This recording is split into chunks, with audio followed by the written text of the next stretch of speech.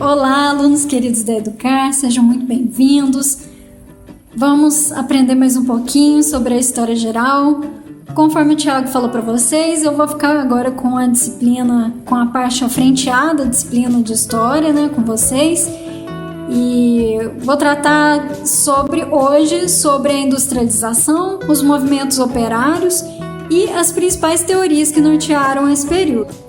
Vou começar o vídeo de hoje perguntando para vocês, fazendo uma pergunta retórica, porque eu não vou estar vendo vocês, mas vocês já conseguiram imaginar um mundo vivendo sem carro, energia elétrica, sem computador, sem smartphone, sem qualquer tipo de tecnologia que a gente vive hoje? Bom, esse tempo existiu, foi o tempo anterior à Revolução Industrial e só podemos ter esse tipo de tecnologia porque nós passamos por esse período que foi essa grande transformação no universo da economia e no universo da fabricação dos produtos. Vamos então tentar compreender como é que funcionou, quais foram os processos que levaram até os dias atuais.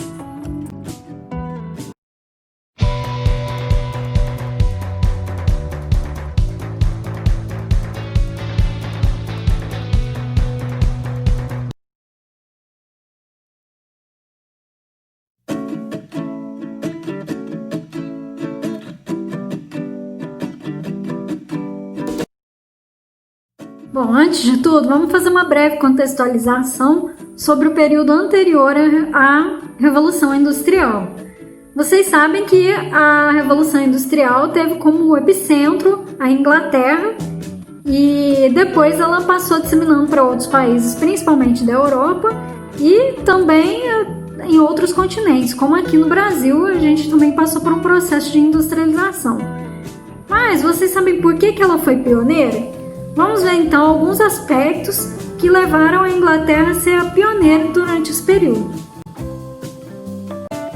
Bom, gente, começando com a Revolução Gloriosa, que foi um antecedente da Revolução Industrial. Mas por que ela é importante? Porque ela ajudou o país, a nação, a se estabilizar. E essa estabilização permitiu a criação de leis, e uma delas é a política de cercamentos, que foi a expulsão do camponês do campo, da zona rural para a zona urbana, que mais para frente eu vou falar com mais detalhes para vocês da importância desses trabalhadores irem para o meio urbano. Bom, gente, o segundo ponto é a matéria-prima. Como vocês já devem imaginar, para ter uma revolução industrial você precisa ter uma matéria-prima própria para que isso, você tenha uma vantagem sobre isso. E na Revolução Industrial, a gente precisava construir, inventar máquinas e também um produto que pudesse ser rentável para a nação. Assim, 4 produtos eles foram essenciais. O primeiro foi o minério de ferro, que ajudou a construir as máquinas. O segundo foi o carvão, que permitiu a construção de uma máquina a vapor, O carvão ele era essencial para produzir esse vapor. E o terceiro elemento, no caso, foi a lã, já que com a política de cercamentos, a criação de ovelhas nessas terras do meio rural permitiu que fosse bastante ampliada a criação de ovelhas, Então a lã, como a gente sabe, a Revolução Industrial, ela foi uma revolução que iniciou com a indústria têxtil, Então a lã foi bastante essencial. E o segundo ponto, aliás, o quarto ponto, é que a América do Norte era colônia da Inglaterra, e lá se produzia muito algodão, e o algodão também é utilizado na indústria têxtil. Então, essas quatro matérias-primas permitiram o primeiro avanço, que foi da Inglaterra. Bom, o próximo ponto é a acumulação primitiva de capital. O que foi isso? Foi nada mais foi do que juntar riquezas para que pudesse iniciar o processo do capitalismo. E de que forma que isso ocorreu?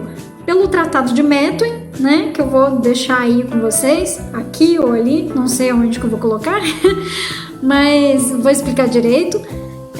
O comercialismo, que é a prática de comprar um produto por um preço e vender ele mais caro, e isso permitiu a acumulação de riquezas. E o terceiro ponto foi a pirataria, né? A gente sabe que a Inglaterra foi uma nação que pirateou os navios tanto da Espanha quanto de Portugal, né? Que foram os pioneiros nas grandes navegações. Bom, gente, mão de obra barata. Por quê? Lembram dos camponeses que foram expulsos? Bom, eles tiveram que ir para a cidade. As indústrias ficavam nas cidades, né? E esse deslocamento dos camponeses permitiu ter um grande contingente de pessoas dentro da zona urbana. E com a política da oferta e da procura foi essencial aqui nesse momento, porque como tinham muitas pessoas para trabalhar, né, uma grande oferta de mão de obra, o salário, né, o pagamento dessa mão de obra se tornou mais barato, porque quando você tem muito, né, você pode mandar um camponês embora, né, um trabalhador embora e puxar outra pessoa que está desempregada vai querer. E a mão de obra barata permitiu que os donos das fábricas pudessem conseguir assim, ter um maior lucro, né, sobre os produtos que eles conseguiam fabricar naquele momento. Mas também não adiantaria nada a gente ter todos esses elementos que eu já citei aí anteriormente se a gente não tivesse um mercado consumidor, ou seja, gente para comprar tanto produto, né? Não adianta produzir muito se não tem gente para comprar. E a Inglaterra tinha essa vantagem porque ela tinha colônia, né, inglesa na América do Norte, e ela tinha também, como ela viajava muito, né, com as grandes navegações, né, assim que ela conseguiu viajar, ela buscou novos mercados consumidores. Então esse foi mais um fator que contribuiu bastante. Percebam que uma coisa está interligada à outra. Olhem o organograma que eu fiz para vocês. A Revolução Gloriosa ajudou na política de cercamentos, e esta produziu mão de obra e matéria-prima para a produção. Já as navegações inglesas culminaram na pirataria e acumulação de capital, além de expandir o mercado consumidor pela colonização e pela busca de novos mercados. Deu para entender agora? Mas, afinal de contas, o que foi a Revolução Industrial? Bom, a Revolução Industrial nada mais foi do que um avanço na tecnologia na produção de produtos que antes eram manufaturados ou feitos de forma artesanal. E essa evolução, né, do maquinário, ela consistiu no século XVIII, entre o século XVIII e o século XIX. Vou explicar melhor para vocês. A gente tinha duas formas de produção anterior à Revolução Industrial: a artesanal e a manufatureira. Continua sem entender direito, né? Vamos imaginar um produto atual como as máscaras de proteção, que logicamente é um exemplo fictício, já que é uma necessidade de 2020 e, para ser sincera, eu nem sei se existia naquela época, né? Se existiu, tenho certeza que tinha muitas diferenças. Eu não conheço direito a história da produção das máscaras. Mas a produção da máscara, no modo artesanal, poderia ser entendida assim: um único artesão fiaria o algodão para confeccionar o tecido. Depois, confeccionaria o elástico, e esse mesmo artesão faria o molde, cortaria o tecido e depois costuraria. Outra coisa também é que, de modo geral, esse artesão era o dono de toda a produção. Já na produção manufatureira, seria um pouquinho diferente, pois há uma divisão de trabalho para a produção em série. Ou seja, vamos voltar para o exemplo da máscara. Toda a produção da confecção do tecido, molde, corte e costura seria feito por pessoas diferentes. Dessa forma, é possível uma produção em série, que é produzir com uma velocidade maior e com mais produtos. Tudo isso tendo como controle uma pessoa que tem o papel de supervisionar as tarefas. Tá, Paula, eu entendi que tem o artesanato e tem os produtos manufaturados, né? Mas aonde que entra a Revolução Industrial? A Revolução Industrial nada mais foi do que um avanço nas tecnologias utilizadas para a produção em série. E o que seria essa produção em série? É uma produção em larga escala de algum determinado produto. E por que é chamado de revolução? É chamado de revolução porque o conceito de revolução significa ter mudanças profundas, tanto socialmente como economicamente, quanto culturalmente. E foi exatamente isso que a Revolução Industrial proporcionou para a Inglaterra. Houve mudanças tanto na forma como a sociedade pensava, na economia e também na cultura, porque possibilitou que as pessoas modificassem a forma de pensar. Mas quais foram as principais invenções desse período, né? A primeira invenção foi o tear hidráulico, que permitiu a produção em larga escala da produção têxtil, que foi o pioneiro, né, no avanço da industrialização nesse período, e o motor a vapor, que permitiu a agilidade para chegar ao produto em outras áreas. E com maior agilidade, é claro que você consegue vender melhor os produtos, mais produtos. Então, tanto o tear quanto o motor foram os primeiros, e depois disso vieram outros produtos que ajudaram na industrialização. Mas esses foram os primeiros. Bom, gente, tendo isso em mente, vamos falar um pouquinho agora das fases da Revolução Industrial. Elas variaram de período, setores, né, os principais setores predominantes, o material básico utilizado e também as fontes de energia que foram utilizadas em cada fase. Eu vou falar agora no próximo slide aí como que funcionou esses períodos. Conforme eu tinha falado no slide anterior, aqui eu trouxe para vocês as fases, né, da Revolução Industrial, e mais como uma forma de ilustração. E eu gostaria que vocês lembrassem sempre, quando for falar da primeira revolução, da primeira fase da Revolução Industrial, a lembrar do tear mecânico. Eu acho que eu não falei isso no começo, mas desculpa, gente, tear hidráulico, tá? Eu não tinha falado isso com vocês, que antes o tear ele era manual. Então, a invenção do tear hidráulico, ele avançou muito na agilidade da produção dos tecidos. Então, quando for falar de primeira fase, lembra sempre do tear. E aí vocês vão puxar outras memórias, como por exemplo, o local. Primeiro foi a Inglaterra e depois veio, logo em seguida, a França, a Bélgica e os Estados Unidos, mas a pioneira foi a Inglaterra. Depois vieram depois vieram o material básico, foi o ferro, e o ferro aqui que eu tô querendo dizer é na produção desse maquinário. As fontes de energia então foram o carvão e o vapor, lembrando que a invenção do motor, que era a vapor, ele precisava do carvão para produzir esse vapor, né? E os setores predominantes eram o têxtil e o siderúrgico. Então, se vocês lembrarem dessa imagem aqui que eu trouxe para vocês, que é do tear hidráulico, vocês vão lembrar logo de primeira fase. Para lembrar da segunda fase, é bom vocês lembrarem do automóvel. E o automóvel foi o símbolo da segunda fase. E aí, vocês vão lembrar que na tabela da segunda fase, aí, em amarelo, eu não sei porque que não apareceu aqui para mim a canetinha para grifar aí para vocês, para mostrar. Mas aí o local vem Itália, Alemanha, Japão e Rússia. Material básico, e aí eles avançaram, eles saíram do ferro para o aço e os produtos siderúrgicos. Fontes de energia, o petróleo e a eletricidade. E aí vocês lembram do carro que, né, para o carro poder andar, ele precisava de gasolina, né, de algum combustível vindo do petróleo. E os setores predominantes eram petroquímico e o automobilístico.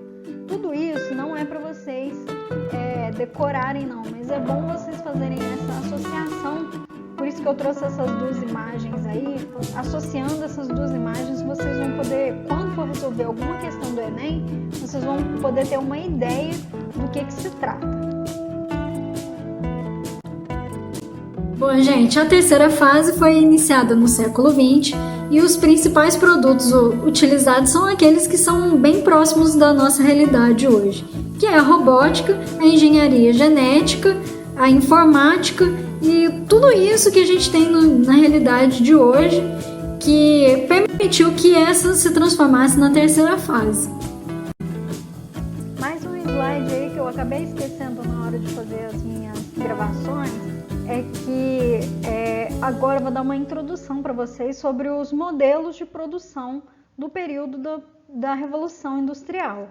Esses modelos, eles são bastante parecidos entre si, o Taylorismo, o Fordismo e o Toyotismo, e eles são muito bem retratados no filme do Charles Chaplin, em Tempos Modernos. Eu vou trazer para vocês um trechinho que vai mostrar exatamente como que era esse modelo de produção desenvolvido durante a Revolução Industrial. É só um adendozinho que eu trouxe aí para vocês, tá bom, gente? Agora eu vou falar para vocês sobre os modelos de produção. E não tem como falar sobre os modelos de produção sem lembrar do filme do Chaplin, né, Os Tempos Modernos, que é muito bom, recomendo que vocês assistam inteiro. Quem quiser eu posso passar para vocês. E agora eu vou passar um trechinho dele que vai mostrar exatamente como que retratava aquele período, tá bom?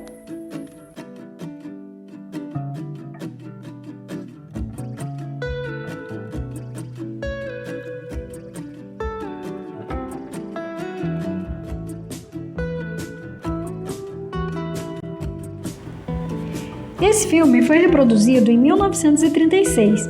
Percebam que o Chaplin conseguiu, através do humor exagerado, retratar exatamente o que era a industrialização, com bastante crítica às condições de trabalho. Reparem também na divisão do trabalho, onde cada um exerce uma função específica na produção em série, ou seja, numa produção acelerada, para conseguir fabricar um número alto de produtos. Vejam só a exaustão do trabalhador.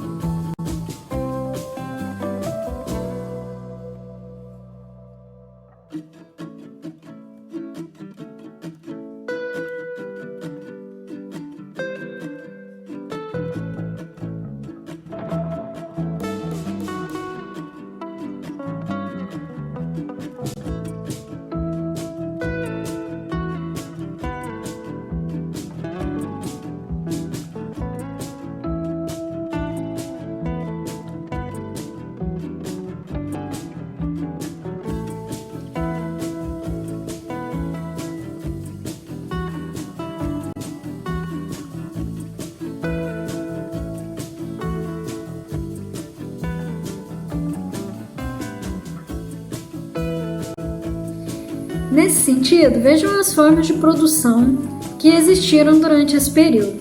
O primeiro deles é o Taylorismo. O Taylorismo foi uma forma de produção criada por Frederick Taylor.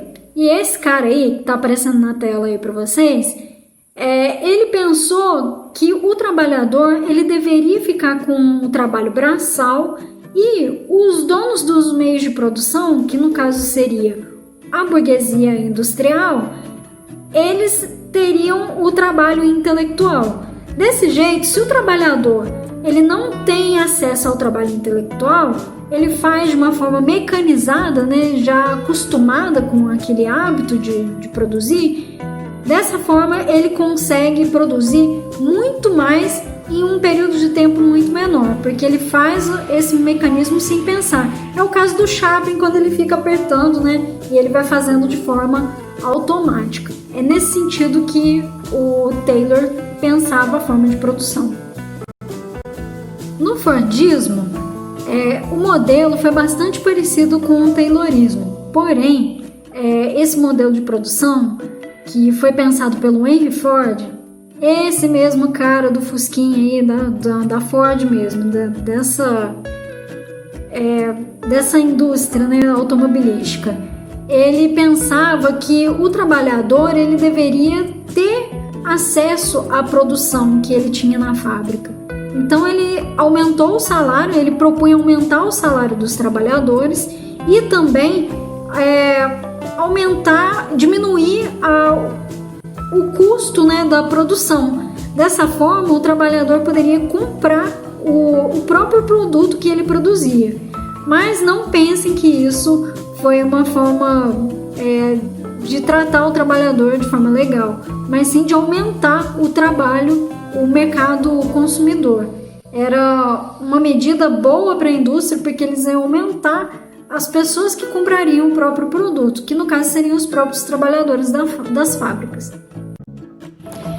Bom, gente, o toyotismo foi criado no Japão e ele foi desenvolvido, foi um conceito desenvolvido por 3 japoneses, que eu não sei pronunciar o nome, eu vou deixar aí para vocês. E o que eles propunham? Eles estavam percebendo que estocar produto deixando na área de estoque modificava e acabava estragando o produto. Então, o que eles pensaram? Eles pensaram que desenvolver um produto baseado de forma exclusiva para o consumidor evitaria que os produtos ficassem estocados e também evitaria um prejuízo, porque esse produto não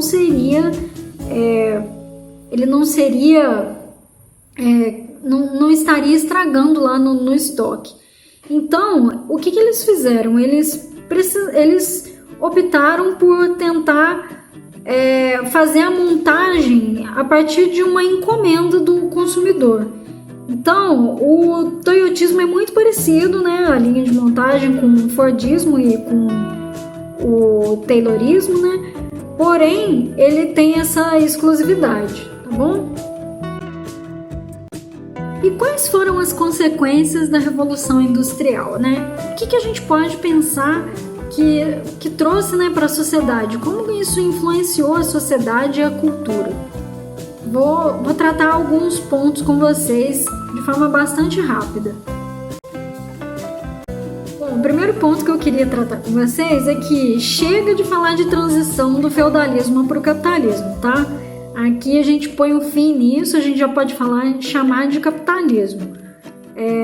Tá todo mundo cansado disso e eu também tô, tá? De ficar falando isso. Então, vamos tratar agora, a partir da Revolução Industrial, a gente está falando de um modelo capitalista de produção.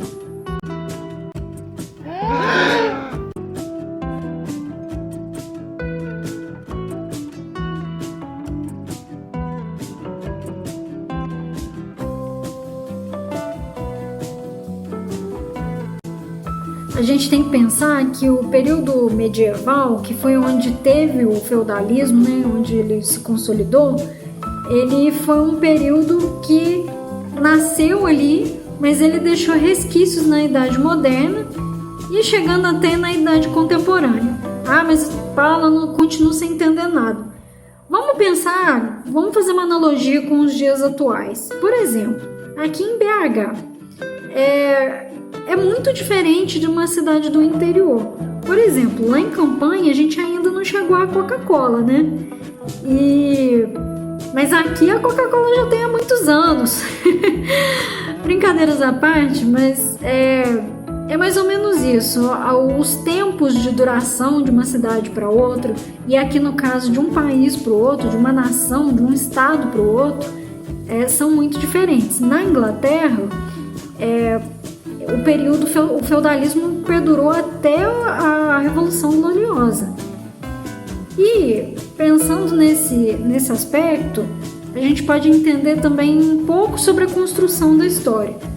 A história ela é traçada pelo modelo europeu. A gente estuda aqui no Brasil pelo modelo europeu. Então, como a Revolução Industrial foi um período em que o capitalismo se consolidou, porque foi onde as formas de tratar o capital ficaram muito mais complexas e muito mais fortes, né? O trabalhador ele deixou de ser aquele servo para ser um trabalhador assalariado, e é muito próximo do que a gente tem aqui hoje. Então, essa transição ela acaba aí. Mas é claro que aqui no Brasil ainda tinha muito a forma de trabalhar, o trabalho escravista. Em outros períodos ainda tinha, em outras localidades ainda tinha o trabalho do servo, né, no caso. Então esse foi o fim, né? Esse foi o marco para a história, como a gente segue o modelo da Europa. Então a gente continua tratando, a gente entende que o capitalismo ele se consolida e ele vem mais forte depois da Revolução Industrial.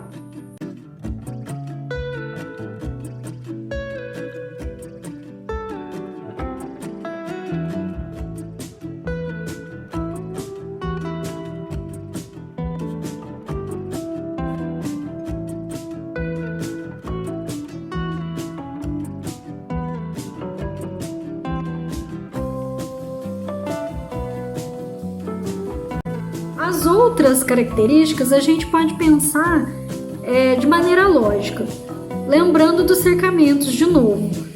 Se a população rural ela foi para a cidade e as indústrias elas ficavam nas cidades, então a gente teve um boom da urbanização. O que eu quero dizer com isso? Eu quero dizer que as cidades elas aumentaram tanto na quantidade de cidades quanto também na quantidade populacional, no sentido de expansão das cidades.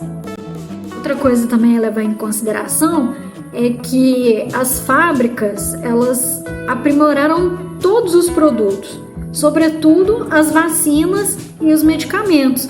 E quando você tem um aprimoramento de medicação e da vacinação, você prolonga a expectativa de vida do consumidor, né, da população em si.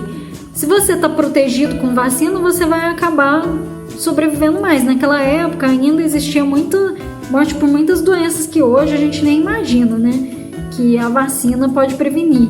E o uso da medicação também contribui muito, porque você tem uma medicação que pode controlar um vírus, uma bactéria, por exemplo, no momento em que se morria muito por doenças que hoje a gente, sei lá, pneumonia, era muito comum morrer naquela época. Hoje a gente tem o medicamento, né, o antibiótico específico. Então, a medicação, a melhoria da medicação melhorou também a expectativa da população em geral. Agora eu vou falar para vocês uma outra consequência que na verdade vai culminar no próximo item que eu vou tratar com vocês, que é o surgimento de uma classe trabalhadora chamada operariado e de uma burguesia industrial, que eram os donos dos meios de produção. E o que eu quero dizer com donos dos meios de produção? Significa que esses burgueses que tinham o domínio e a posse das máquinas que produziram os produtos e também das fábricas. Eles que comandavam esse setor novo da economia. E isso ajudou com que houvesse uma nova dinâmica dentro da sociedade da Inglaterra e também depois nos outros países, né, que foram disseminados, e novas formas de pensar a economia, né? Houve várias teorias a respeito disso. Então é sobre esse assunto que eu vou tratar com vocês agora.